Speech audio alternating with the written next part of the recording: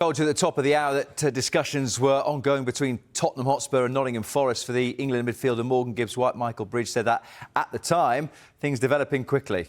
Developing quickly is absolutely right, Rob. Yeah, the information we've been given now is that Tottenham Hotspur have activated Morgan Gibbs-White's release clause, which we understand is around £60 million, and a medical expected in the next day or so. So this is huge news coming out of North London, and big boost for Thomas Frank, who's a huge fan of his, when he was Brentford manager.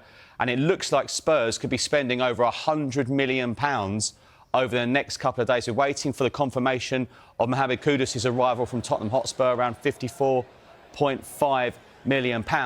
Then out of nowhere, this afternoon, Tottenham Hotspur triggering Morgan Gibbs-White's release clause. A huge blow, of course, to Nottingham Forest, with Anthony Elanga on his way to Newcastle United. And it looks like Morgan Gibbs-White, who's been an absolutely phenomenal player for Nottingham Forest, got in the England squad. He's been brilliant under Nuno, and Nottingham Forest deservedly take their place in Europe next season.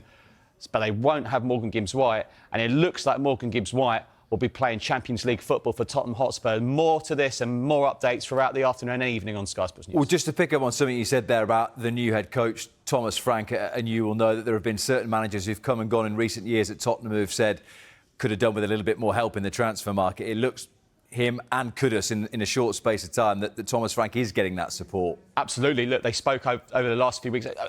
What you've seen with Thomas Frank, plenty of videos in the past, Brentford coaching methods and the sit-downs, and he said it's got to be the right environment. Well, he can have no complaints about what he's had so far in terms of the signing.